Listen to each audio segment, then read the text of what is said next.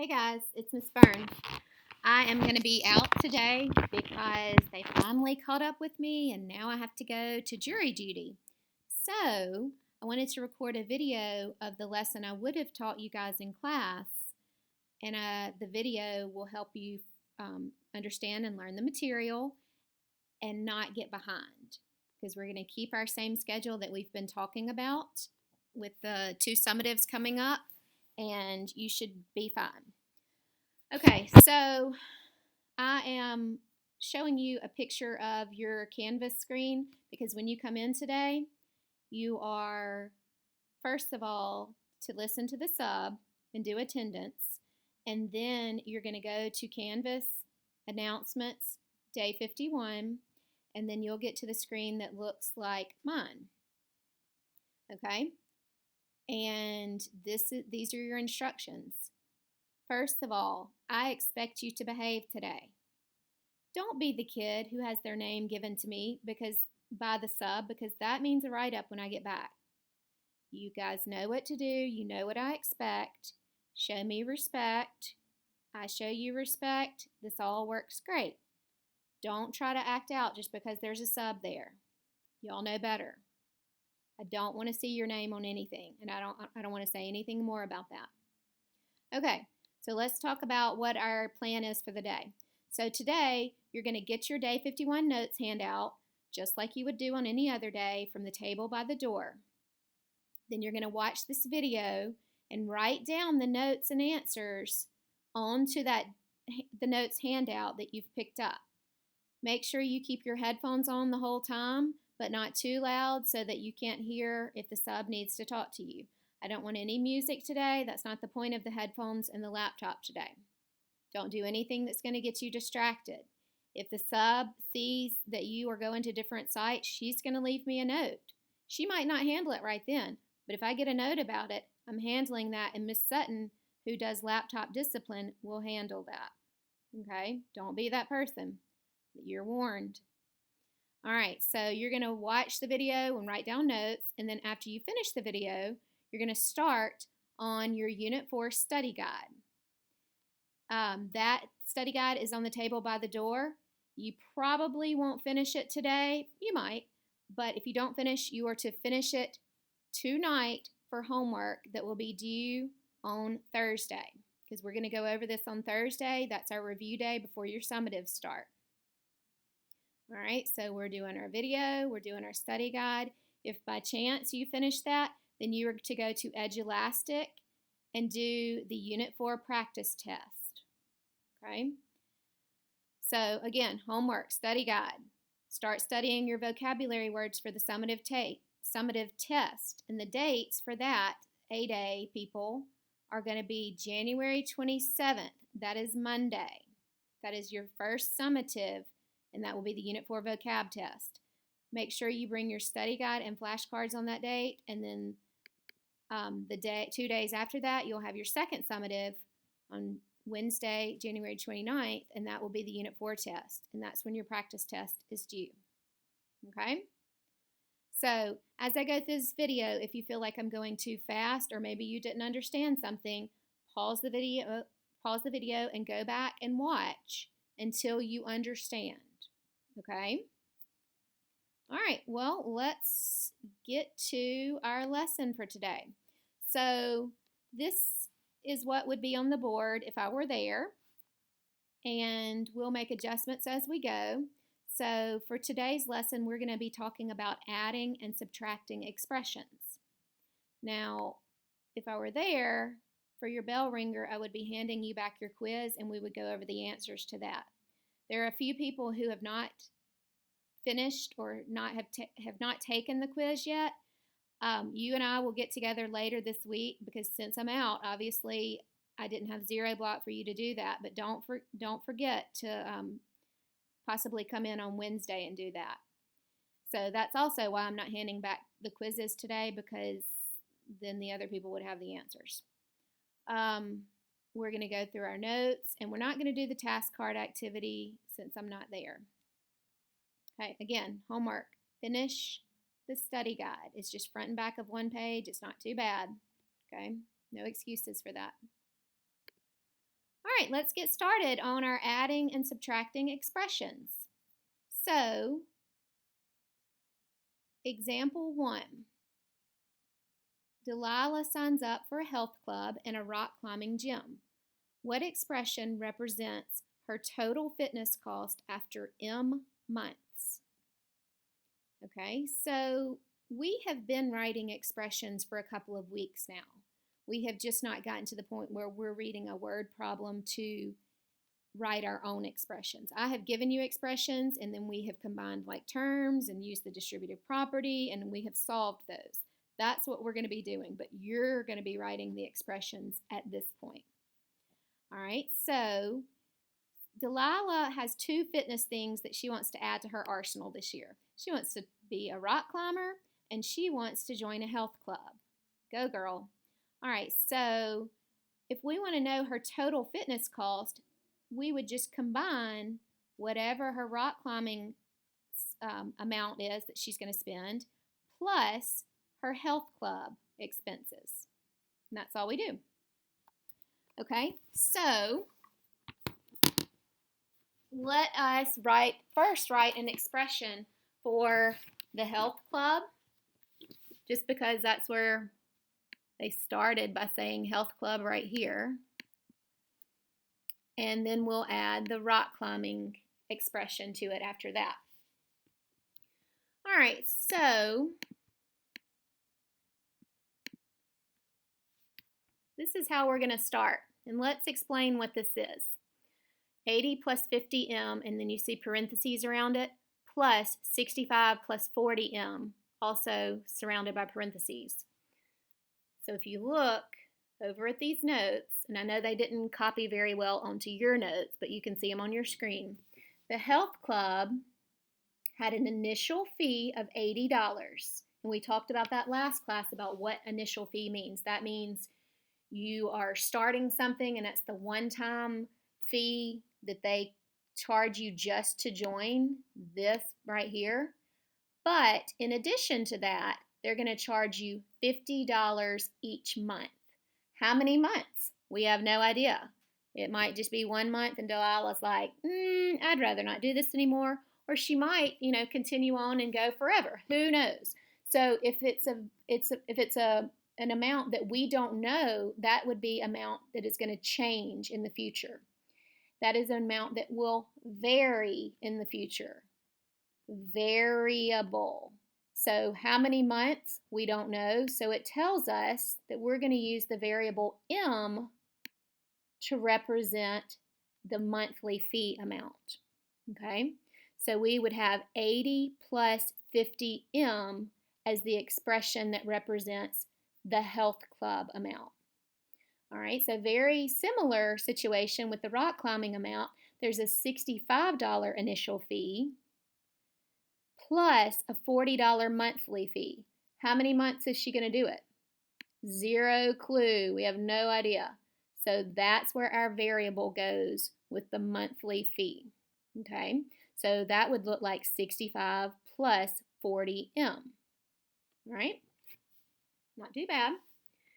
So the next part that this is copied out of a page from your textbook, and this is how they write it. They're going to just rearrange these different terms. Remember, terms are all the things in an expression except for the plus or the minus or equal signs if you happen to have them. But 80 is a term, 50M is a term, 65 is a term, and 40M is a term. 4 terms. So to rearrange them, you would have this. Look how they rearranged them. They took them out of the health club and rock climbing categories they were in, and they arranged the constants, and then they arranged the 2 variable terms. Now, you can see that this is pointing to the fact that it says use the commutative and associative properties to group these together. When you're grouping these like terms together, remember, that's the associative property. Now, a lot of times we do this, but we don't necessarily put the parentheses around them. But that's just an extra layer that if you do add the parentheses, that's just showing you even more so that these 2 themes are grouped together. and then these two things are grouped together. They are associating with each other. That's the associative property. The commutative property, remember, just tells us or reminds us that we can add or multiply, if this were a multiplication problem, in any order and we still get the same answer. Like 50 plus 40 is the same as 40 plus 50. You still get the same answer. That would be commutative property. Okay, so let's keep going. What would we do next? If I were there and we were working this on the board, what would we do next? That's right. We would group our variable terms and we would circle them. And then we would underline our constant terms. Okay. And remember, when you, let me go back to this, when you circle these terms, make sure that you are circling the sign in front of the number, so it's telling you if this is an adding 50 or a subtracting. In these cases, you're adding 50 plus 40 and you get what? Right, 90. And then when you add your constants, 80 plus 65, you get 145.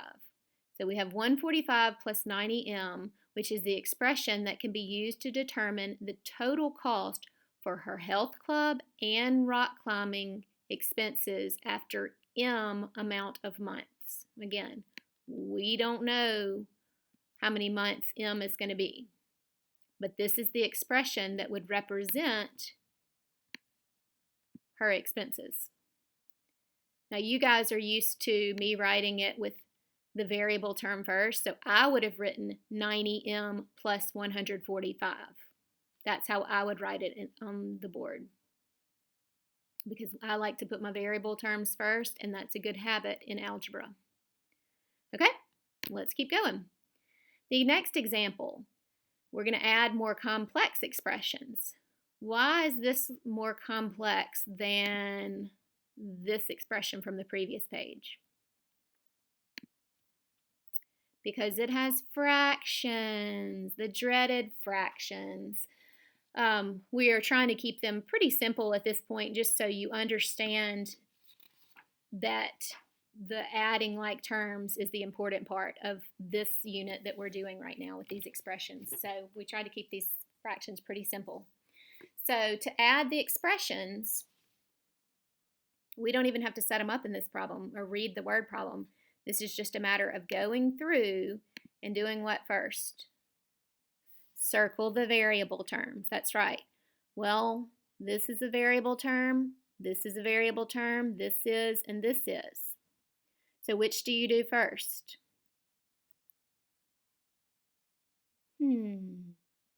There's some X's and Y's. I'm going to do whatever comes first alphabetically. I'm going to do that first. X comes before Y, so that's the variable term I'm going to start with. So I've got 1/2 X, and let me see if there's anything else that's a variable term X. Yep, there it is. And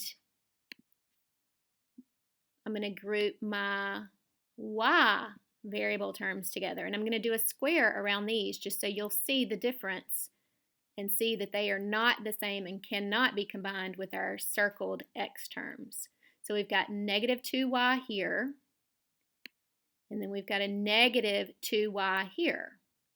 Make sure you circle or square the sign in front. Otherwise, if you just thought this was a 2y and didn't include that in your square, then you're going to get 2 plus 2 with 4, and that's not right. That's not right. Okay, so the last thing is we're going to underline our constant terms, our plain numbers. Even though this constant term is a negative and this is a positive, it doesn't matter. They are like terms simply because of the fact that they do not have a variable. So plain numbers, no matter if they're positive, negative, fraction, decimal, it doesn't matter. If they don't have a variable, they are like terms to each other. Okay? All right, so let's start grouping all these together in a line. Now typically when I'm working this on the board, I wouldn't have rewritten this and grouped all these together. But since I'm not there, I wanted you guys to see this and write it on your paper that you're saying 1/2 x plus 1/4 x minus 2y minus 2y minus 3 plus 5.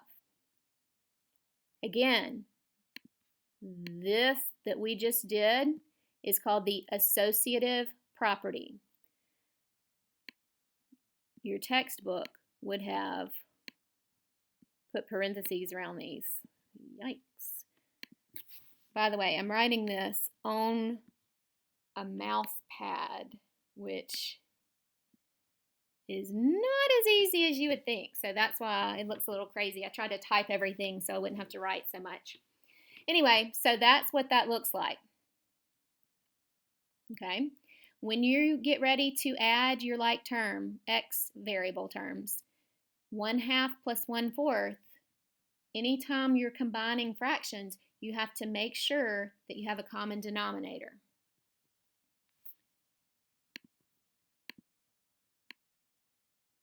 Okay, so 1/2 becomes 2/4.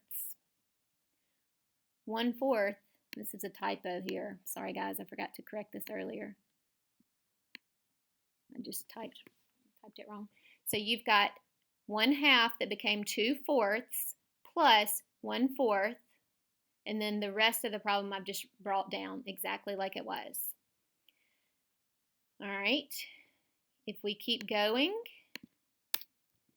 when you combine 2/4 plus 1/4, you get 3/4 with the x behind it. Now I've got the negative 2y and negative 2y from up here, our squared terms. If you combine a negative 2 and a negative 2, you get a negative 4y. And then if we combine our constant terms, the negative 3 plus 5, you get a positive 2, which is a plus 2. Remember, at this point, a plus and a positive are interchangeable words with each other. So it's the same thing for the negative and the minus. They mean the same thing. So don't let that terminology throw you off. Subtracting, minus, no matter what word you use, you're taking away if you see this sign. Okay? All right, what's your last step? Absolutely. Great job. Put a square around it and say, Miss Burns, you're not tricking us today. We cannot combine these like terms or combine any of these terms together because this has an x, this has a y, and this doesn't have any variable. So we put a square and we move on with our lives because that is our answer. Okay? All right, let's go to the next one. Oh, yay. No fractions. Woohoo. All right, so we've got this expression plus this expression. What's our first step? What do? You're right. You circle your variable terms. Well, you circled the first variable term. That's not a circle. By the way, guys, this is my first ever math video I've made, so yay. Congratulations me. Also, you're going to see me make a lot of mistakes, so this is my first video, so bear with me. So anyway, so we're going to have this 9.74c. Do we have another term, another variable term that has a c in it? Of course not. But we do have another variable term. It just has this p in it. I chose to circle the c first because it comes first alphabetically, and I'm putting a square around the p term. And then I'm going to underline my constant terms. Okay? So, next step is I'm going to bring the 9.74c down because it has not changed. I bring this negative 5.48p variable term down, and then I combine my constants, negative 250.50 plus 185.70. Now remember, if you don't include this negative right here in front of this 250.50, then you're going to get some 430 something for your answer. And that's not right because it's a negative 250.5 plus 185.7. Okay? When you do that, you get negative 64.8. Now what? Y'all are so smart. Put a square around it and move on. That's as far as you can go because these three different terms are not like terms, so you can't do anything else with it. It's a crazy looking answer, but that's the right answer. Okay? Pat yourself on the back if you got that right, and then let's move on. Oh, well, more fractions. But that's okay because somebody was really nice and gave us expressions with fractions that had the same denominator. So you see, that's going to make your life really easy. But we also have decimals in this problem. Does that make us worry by chance? Well, it shouldn't. Decimals are so easy. All right, so what's the first thing we do? Let's combine our like terms. So let's circle our variable terms, the 2/11 x and the negative 3/11 x. Notice I started with my x terms because they come before y in the alphabet. And y is going to be its own terms that we will put a square around. Okay, so let's do that now. So on your paper, everything that I'm writing down in red should be on your paper. And if you're just like, oh, I forgot to do all of that, then pause the video and go back and write all of this down. Okay? If you heard that jingling in the background, that was my dog Jack. He's trying to learn a little bit about math himself, and he's trying to get real close to my laptop right now. Hey, Jack. Okay. All right, so sorry for that. I get distracted. I just love my dog, Jack. All right, so let's do squares around our y variable terms. And then what else? What about these two? We've got a negative 3 and a positive 5.5. I'm underlining those because those are our constant terms and we don't want to leave them out, but we want to make sure to combine those in our next step or whenever we need to. All right, so let's look. Again, this line that I'm writing here, I wouldn't necessarily write on the board if I was doing it. What I would do is I would circle and I would tell you guys, okay, combine these and tell me what you get. We wouldn't necessarily write down these and group them in order like this, showing them with the associative property like this. It's a good habit to do, but it's not 100% necessary in my opinion. Now, if the other teachers are watching, they might tell me different, and that's fine. And I'll change it if we need to, but I don't think you have to do that once you catch on with what you're doing, especially if you take the time to circle and square this. To me, I will give you credit for that because that's showing me your work right here. Now, if you like to be neat and organized, write it out like this. And then let's keep going. So when you combine 2/11 plus negative 3/11, please don't tell me that's 5/11. No, no, no. Give yourself a neck if you just did that because it is 2 plus a negative 3. That does not give you 5. That is negative 1 over 11. And then put your variable x. Now, when you go to your y variable terms right here, you've got a negative 5y plus 5y. Do not tell me that that is 10y. Give yourself a second neck and make it a little harder this time if you did that because that is a negative 5 plus 5. And that should give you 0. And then finally, on your constant terms, you're saying negative 3 plus 5.5. When you do that, you get 2.5, and that 2.5 is a positive, so we make sure to put that plus in front of it because remember, plus and positive are just interchangeable words at this point. You can't just have a bunch of junk written down here and not have signs in between them. So we use the plus and minus signs to stand for positives and negatives. Okay, now what? What's our next step? Jack, do you know? What's our step? Do you know? Tell him. He wants to tell y'all the next step. I think you know, but if y'all will be so kind, will you let him tell you? What is it, Jack?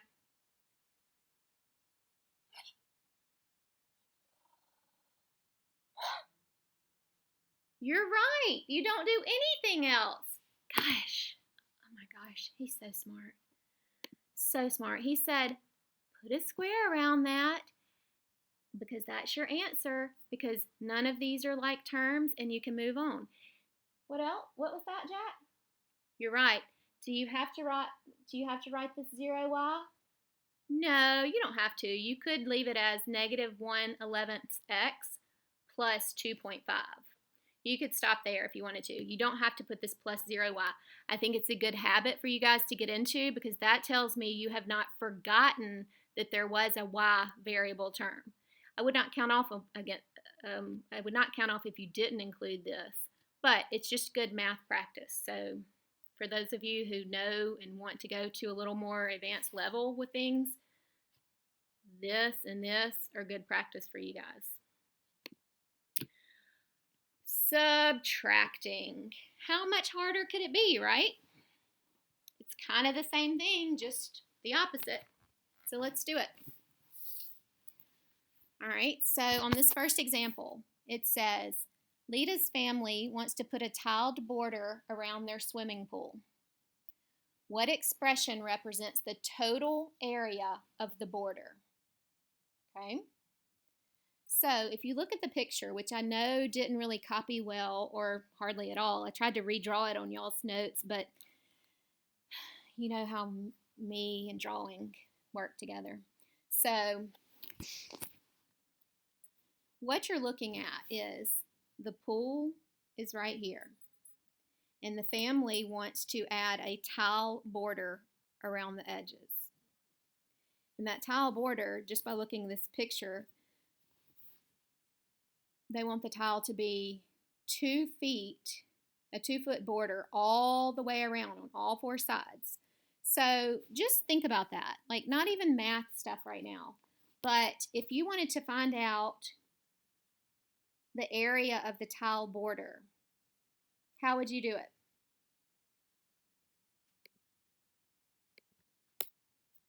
So you can find the area of the pool and the tiled border, so all of this combined, and then subtract just the pool amount away from it. So if you had this whole big space and I just could like go back and delete this part in the middle to make it just an open space, all you would have left is this border around the edge. And that's what we are looking for. So to find the tile border, we're going to say the area of the pools and the tiles. So this all together amount minus just the area of the pool. Okay? If you need to pause and let that sink in, or maybe go back and listen to it again, do that now. But at this point, most of you guys can kind of common sense that. All right, so let's keep going. So on the next slide, it says write an expression for the area of the pool. Okay, and we know for years now that area is just width times length, or length times width, same thing. So just the pool, the blue part, is going to be, just the pool, the width is the shorter side of a square. The length is the longer side. So the width here is 14, and then times the length. We know the length is 2x plus 14. It just tells us that in this problem. I know that's a weird length for something, but that's what it is, okay? So that's our expression that we would use to find the width times the length, or the area of the pool, okay? So we're just talking about the blue part right here. Part 2 here says write an expression for the area of the pool plus the tiled border. So now it's not only the blue pool, but it's also this yellow border around So we're combining all of that to get this next expression that we're going to have right here.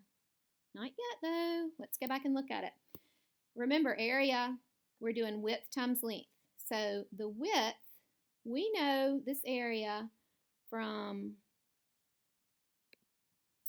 here to here is 14 because that's the width of the pool. But then we're adding another 2 feet here and another 2 feet here. So altogether, the width would be 2 plus 14 plus 2. Okay, that's what this says right here. Write that in. And if we just total 2 plus 14 plus 2, we get 18. So we know that the width of the tile plus the pool is 18.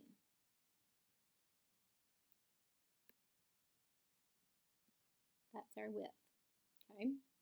Now, the length, or the longer side of the shape, is going to be, let me do it in blue just so it stands a little different. We knew that the length of the pool from here to here was 2x plus 14.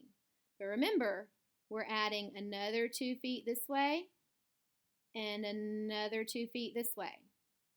So altogether, that would look like 2 plus 2x plus 14 plus 2.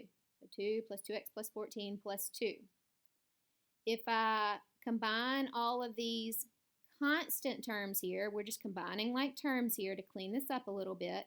The variable term is 2x, and then the constants would combine to give you 18. 2 plus 14 plus 2 is 18. Okay? So all together, my length of my pool and my tile is 2x plus 18. So that's 18 times 2x plus 18. Okay? So this is what we just came up with for this width and length. Okay? All right, so take a second to fill in all those numbers. And let's go to the next slide. Pause if you need to. All right, so we know that, just like we said at the beginning of this problem, the area of the tile border is just the difference. You know what I'm asking you. Difference means what? Subtraction. And that means we're going to find the area of the pool plus the tiles minus the area of just the pool. We've been saying that this whole problem. Okay, so this was that expression of the overall area of the figure minus the area of just the pool. Okay. All right, so we're copying this information and I've just rewritten it down here. Nothing has changed here. And let's just keep going. Now, let's just do some distributive property. Then we'll combine like terms. And then we'll finish this problem up. Okay? So remember, with distributive property, if you have a number next to a set of things in parentheses or set of terms in parentheses, you are multiplying whatever number is right outside of the parentheses times every term inside the parentheses. So you're saying 18 times 2x plus 18 times 18. Okay? Now, then you're saying not just 14 times 2x. What sign is in front of this 14? Negative. So you're saying a negative 14 times 2x and a negative 14 times 14. Okay? Here's what that looks like. 18 times 2x gives you 32x, plus 18 times 18 gives you 324. Then you have a negative 14 times 2x gives you a negative 28x. Remember, negatives and minus, same thing. then you have a negative 14 times just a positive 14. So a negative times a positive gives you a negative, and then 14 times 14 is 196. Okay? Now, the textbook rearranges this and writes this with the associative property by putting your like terms together. Now remember, the way we do it in class is I would have just gone to this second line right here, and I would have circled the 36x, I would have circled the negative 28x, and then I would have underlined these terms. I don't usually write this line right here, but that's okay. You do need to know that, especially for your vocabulary test, that this is showing you the associative property. Okay? Now, work it out. 36 minus 28 gives you 8x. And then 324 minus 196 gives you 128. Now what? You're right. You put a square around it and you say that's as far as we can go, and then you move on. Because this 8x has a variable term, this 128 does not, so they are not like terms. You have to keep them separated and keep them as they are, and this is as far as you can go. So we have just subtracted two expressions. We have been doing these types of problems. You have seen these problems before. You have not created the expression yourself. That's the only thing that we're doing new today, is on some of these we're creating our expression. Mostly I want you to have some practice on the next page where you're distributing this negative, remember, like right here and here, just getting some more practice on that. All right, so let's look at this next one. Jada is comparing membership cost for 2 gyms. What is the difference? Key word. What is the difference in membership cost after M months if she joins Be Strong instead of Zippy Health Club? Okay, so again, I know that the copy machine kind of made this too dark to read, and I tried to write it on there, but if you can't read it, just follow along with the video and write it in somewhere. So we need to create an expression for Zippy, and we need to create an expression for Be Strong. And so she's comparing these, she's subtracting to find the difference in the two memberships. And it lists Be Strong minus Zippy. So that's what we're doing. We're going to say the Be Strong expression minus the Zippy expression. All right, so if we put some numbers with that, we'll start with Be Strong first. It says $10 off the first month.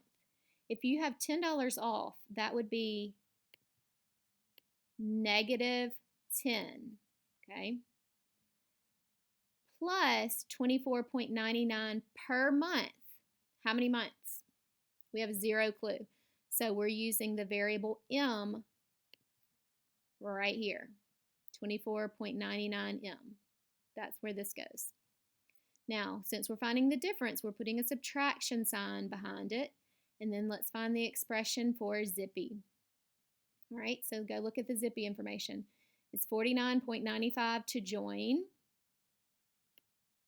You pay that one time, so that is going to be a constant rate that you pay. That's not changing. And you pay that one time, so that does not have a variable. Plus $19.95 per month. We don't know how many months, so that's the part we're going to add the variable to. So you come over here and you say 19.95M. So Zippy was $49.95 plus the $19.95 per month. All right, so let's keep going in our problem. All right, this first expression, notice it doesn't have any number out in front of it. So there's nothing to multiply by. There's nothing to distribute, so we're going to bring that straight down and not change it. All we're doing is we're going to drop the parentheses on these because there's nothing that we need to do to that. Now, the second expression, since we're subtracting it, we are distributing the negative sign to everything in the parentheses. Now, we did that last time, or in the past, I would have said write a -1 right there, or write the 1 right here, so it reminds you that you're saying -1 times 49.95 plus -1 times 19.95 m. So you're distributing this -1 times both things in your parentheses. Okay, so here's what that would look like. You've brought this first expression down, just drop the parentheses, and then you said the -1 times this, and it gave you -49.95. And then you said -1 times 19.95 m, and that gave you minus 19.95. Because remember, this negative and positive made a negative, so I brought this down, and it's a negative or a minus. Just make sure that it's this sign. Okay, now what? Now, that gives me time to go over here to press the little circle button, because I'm going to circle this like term, and I'm going to circle this like term. I started with my variable terms first. Make sure that you circle the sign in front so that you don't accidentally add these together, and then that would give you the wrong answer. We underline our constant terms, and then when we put all that together and you do it in your handy dandy calculator, you get 5.04 m minus 59.95. Then you would come over here, or come with your pencil, and you would put a square around it, and you would say, I'm putting a square around it because that's my answer, and that's as far as I can go. Okay? All right, so we have just subtracted two expressions in a word problem form to get our final answer. And we've used distributive property along the way and combined like terms. So y'all did everything in this unit all in one problem. So good job, guys. Great job. Jack, tell them great job. Okay. He said you don't get any applause yet. He wants to see you do a few more. He wants to make sure it wasn't a fluke. I get it, Jack. He's so smart. All right, so let's look at the next one. We've got an expression minus another expression. By the way, just side note, how many terms do we have in this problem? Notice I didn't say how many like terms. What did I say? How many terms altogether? We have 1, 2, 3, and 4 terms. A term, just to be clear, is everything except the plus, minus, or equal sign. How many terms do we have in the second problem, just while I'm asking you that? 1, 2, 3, 4, 5, 6. We have 6 terms altogether. That doesn't mean they're all like terms. I just said how many terms are there. Well, let me ask you this, since we're having a little vocab review. What's the coefficient of this term? 0.95. Good. What's the coefficient here? Trick question, right? That's not a coefficient. That's a constant. What's the coefficient here? 0.99. What's the coefficient here? Haha, fake question. That is not a coefficient. That is a constant because it's a plain number. Okay. What's the variable here in this problem? X. All right, let's move on. Okay, so to work this problem, this first expression does not have anything in front of it that we need to distribute, so we're going to just bring that straight down. What about this? Does this have anything right in front of it? Sure does. It has this minus sign, which you're going to look at as a -1. And you're going to distribute that -1 to the 0.99x, but you're also distributing it to the minus 0.13. Okay, so here's what that looks like. You've brought down your first 2 terms, and then when you distributed this -1 to the 0.99, it became minus or negative, however you want to say it, and then you have this negative and another negative sign. So look, that's what it looks like. We don't typically write it like this because we don't usually, well, I don't know. We just usually don't. We usually already have done that in your head, because y'all are so used to that from the very beginning of school, becoming a magician to say, when you have a negative and a negative right beside each other with no number in between, you're a magician and make it into a positive sign, right? So a negative made a positive right here. This is the other constant we brought down. Sorry, I got a little ahead of this next line because I should have circled my variable terms and circle this variable term. And make sure when you're circling that, you are circling the sign in front. That is such a good habit to get into, by circling the sign in front of that. That way you know it's not just a plus or a positive 0.99. All right, so these I combined to get this right here. So you've got negative 0.04x. Then I've brought down my constants. Made a positive. All right, what's the last step? Combine your constant terms and then just bring your variable term down. And that's as far as you can go, because those are not like terms, because one has a variable and one does not. Coefficient and variable plus a constant. Okay, how'd you do? How are we doing?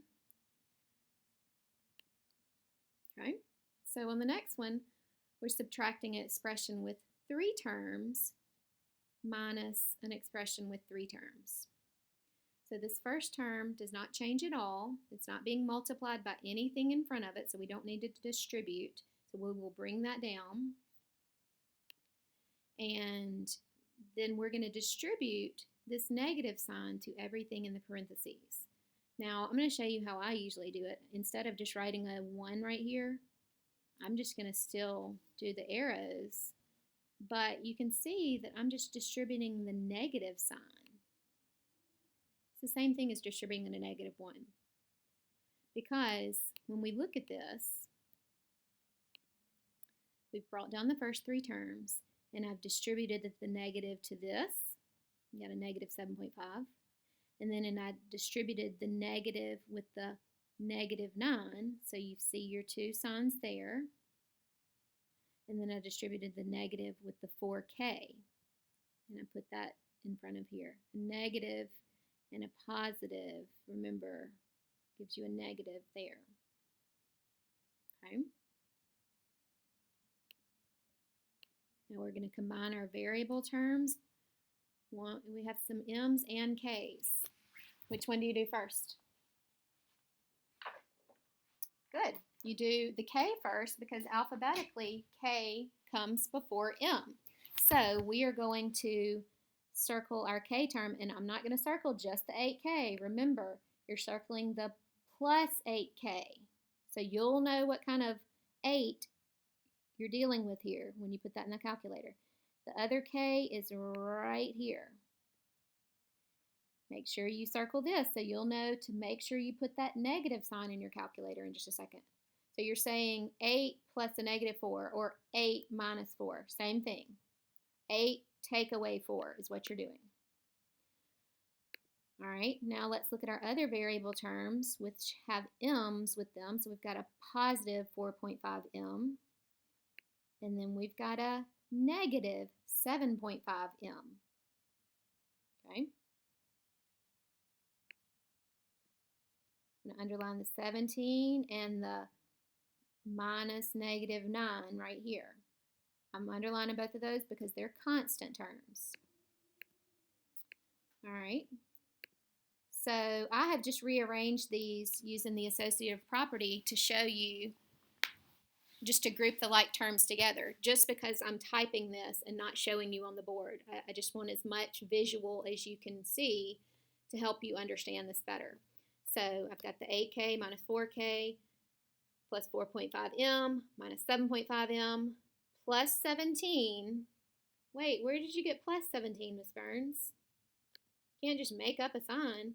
You're right, I didn't. Any number, if it does not have a sign in front of it, has an understood little positive sign right there, remember?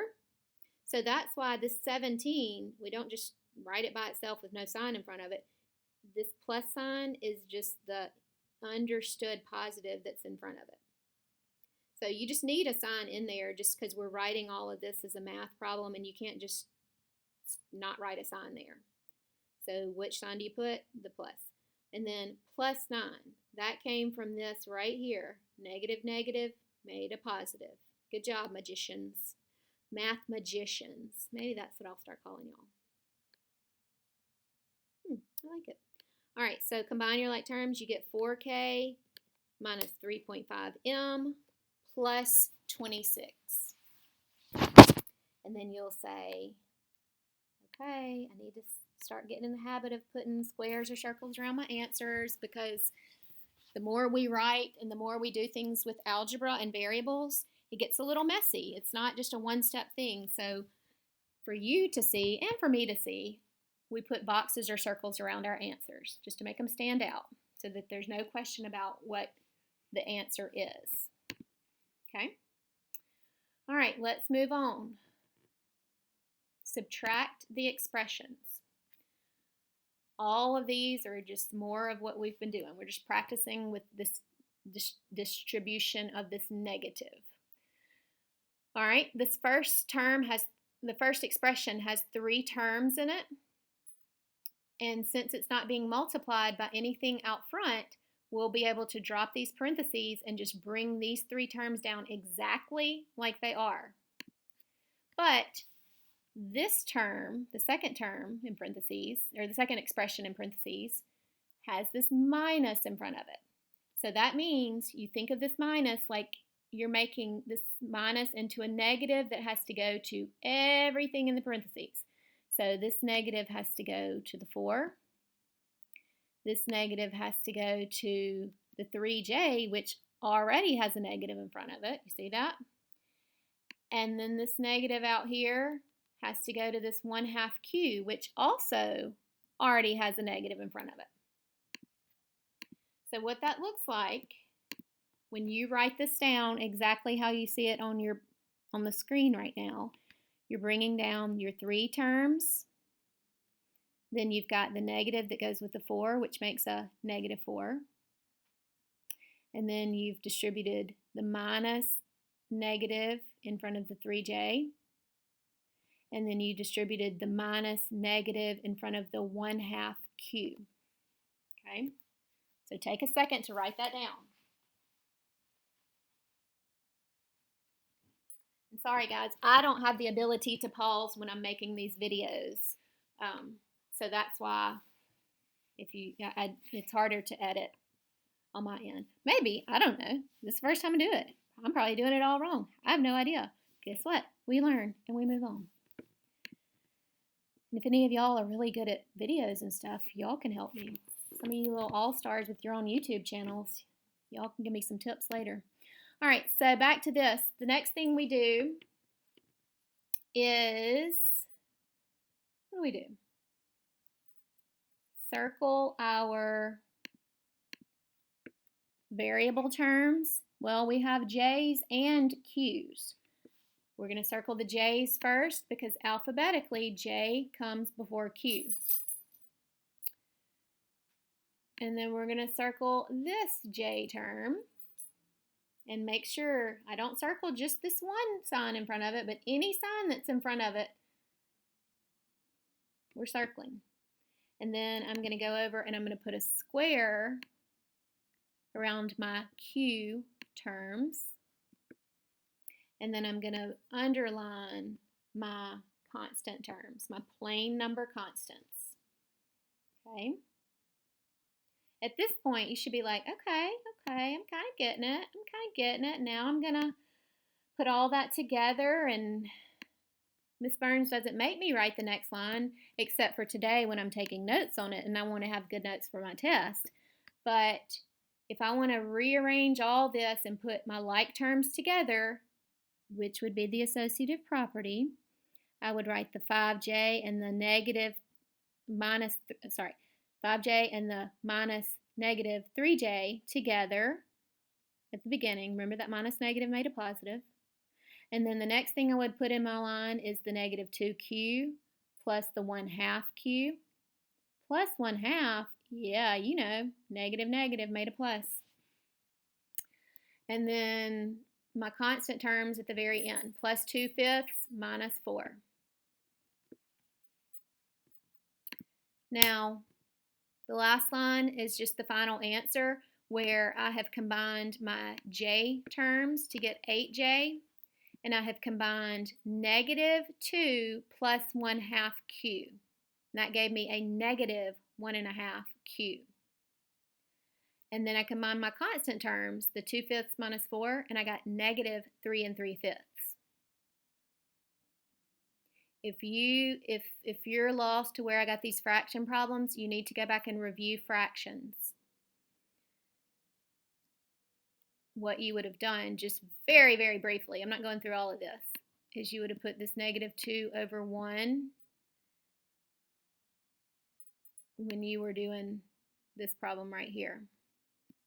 And you would have gotten common denominators, added them, changed it back into a mixed number here when you got your final answer. Same thing for this part right here. You would say 2/5 minus 4 over 1. Then you would have gotten common denominators and gone through that process to get negative 3 3/5 at the very end. Okay? All right, so that was a little more advanced. Not terrible, but not as fun as the next one's going to be, right? All right, so this, we've got 10x minus negative 7 plus 6x. Same type of problem. Since you've got a set of terms in parentheses with a minus or a negative, however you want to think, right in front of the parentheses, you've got to distribute this negative to both terms in the parentheses. So you've got negative 10 minus a negative 7 minus a negative gave you a plus 7 here. And then when you set a negative times a positive 6x here, you got a negative 6x here. Okay? Then you would combine your like terms by circling your variable terms first. And then, let's see, there's the 10x, negative or the minus 6. You would say 10 minus 6, and you would get 4x. And then the 7 has nothing to combine with it, so that 7 constant just comes straight down in the answer, and you get 4x plus 7. Okay?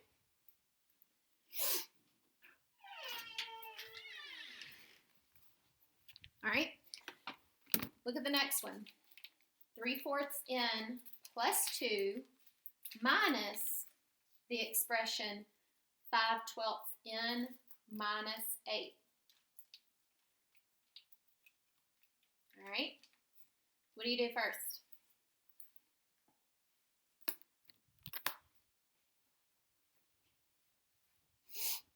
Do you remember?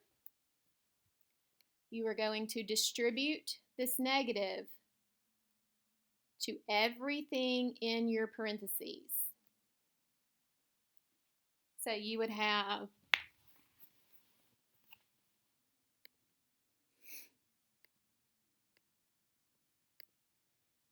the 3/4 n plus 2 just drops down. And you've got the negative 5/12 n, and then you had the negative and the negative here. I'm just showing you that here because we know that this is about to turn into a that's right, a positive in just a second. So here's an n term, and here is an n term, and the rest are constants. So we've got the 3/4 in. Okay, so what I did is I went ahead and changed this 3/4 in to 9/12 in, because I knew that we're about to combine these two circle in terms, and to combine them you have to have like denominators, common denominators. So this already had a 12, so I changed this 3/4 to a denominator of 12, which means I needed to multiply numerator and denominator by 3. So 3 times 3 gave me 9. 4 times 3 gave me 12. And now I have common denominators. Okay? So these two things are about to be combined. And then, and then we've got a positive 2 minus negative 8, which when I brought that down, I put positive 2 plus 8. And then at the very end, it's not too bad. You've got 9/12 in minus 5/12, which gives you 4/12 in. And then when I combine my constants, I got plus 10.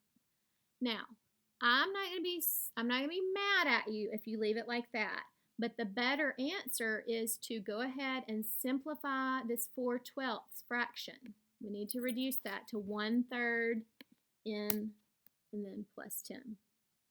So my final answer on that is 1/3 in plus 10. Okay? All right, well, let's go to example problem C. You've got 14z minus 3, which nothing is changing with this, but you do need to distribute this negative to the set of things in parentheses. So the negative is going with the 6. The negative is going with the 6. And the negative is also going with this negative 5z. See it right here. And so now you're going to go over and you're going to combine your variable terms. So you've got a 14z and you've got a negative or minus negative 5z, which we know is the same thing as a positive. And then we would underline our constant terms. And when we go back and combine them, we would get 19z minus 9. And we cannot combine these two terms together because the 19 has the variable z with it, and the 9 does not have a variable, so it is its own term. Don't combine those. Keep them separate. That's the easiest, but strangely the most missed part a lot of times, just because y'all forget to write the variable down and then you just try to combine your like numbers. So that's something to watch out for. All right, let's look at example problem D. We've got a set of terms in parentheses, but there's not anything that's right in front of it that we need to multiply out. So we will just drop the parentheses and bring these two terms down. Now, you do need to distribute the negative with the negative 9p and the negative with the 3.2. When you do, it would look like this. So we've dropped these first two terms down. We've subtracted a negative 9p, and then this negative and this positive right here just gave me a negative 3.2. Now from here, get into the habit every single time of circling and underlining your like terms or your constant terms, your variable terms. Get in the habit of distinguishing those.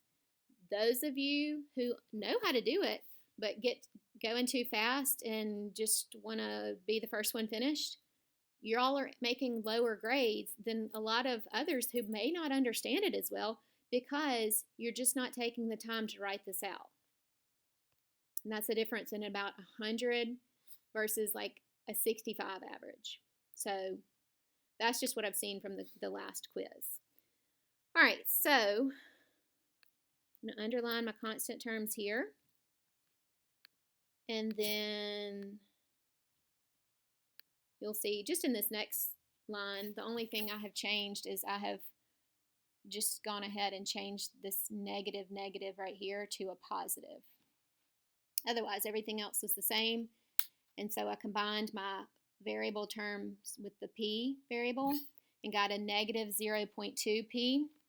And then I combined my constants and got a positive 4.2. And then I will put a square around them because that is my final answer. That's as far as I can go. All right. Are you tired? One more. We can do it. This isn't too bad. The more you practice these, the more most kids end up really liking these because they're really not so bad once you get the hang of them. You just have to kind of be careful and show your work. All right, so this last problem on here says a bag of mixed nuts contains almonds and hazelnuts. There are 6x plus 13 nuts in this particular bag, and 3x minus 7 of these are hazelnuts. Write an expression to represent the number of almonds in the bag. Okay, so we've got a bag that only has two different types of nuts, and there are almonds and hazelnuts in the bag. Okay, and if we take away the hazelnuts, what should be left? Just almonds. So if I have my total original mixture and I take away the hazelnut amount, I'm going to be left with almonds, which is what this problem is asking us to find. Okay, so, all right, so, my bad, guys. Jack was trying to do some more math. All right, so I am going to find what the problem told us the expression for the total amount. The bag of mixed nuts had an expression of 6x plus 13 that came from the problem. And then we're going to subtract out the hazelnut expression, which they also told us in the problem, which was 3x minus 7. And then that's going to tell us the almond amount. Again, that's our goal. So this is just the word problem version of all of these other problems we've been doing. So this 6x plus 13, there's nothing in front of it to multiply or distribute. So we are going to drop that down. But the hazelnut expression has this minus in front of it. So remember, it's the same thing as, adding this 1 here and saying a negative 1 times everything in the parentheses. A lot of times I have found that kids think it's just as easy for me to say, take this negative and draw the arrow to the 3x, and then take the negative and draw the arrow to the negative 7. It's the same exact thing. Let's see. Once you do that, it would look like this. So we've dropped our first expression down. We have distributed the negative to the 3x, and then we've distributed the negative to the negative 7. So there's your negative, and there's another negative, and there they both are right here. Okay. Now, let's clean that up a little bit, and I'll go ahead and group my like terms together. So I have a 6x and not a 3x, because if you combine 6 and 3, that would give you 9, but that's not what that's saying. You have 6x minus 3x,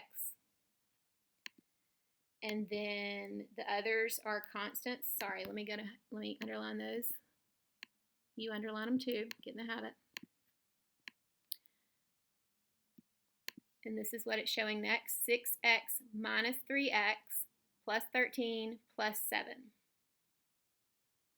Now, you're just combining those variable terms and then combining the constant terms to get you 3x plus 20, which is the amount of almonds. And you're probably like, how do you count that? How do I count 3x plus 20 almonds?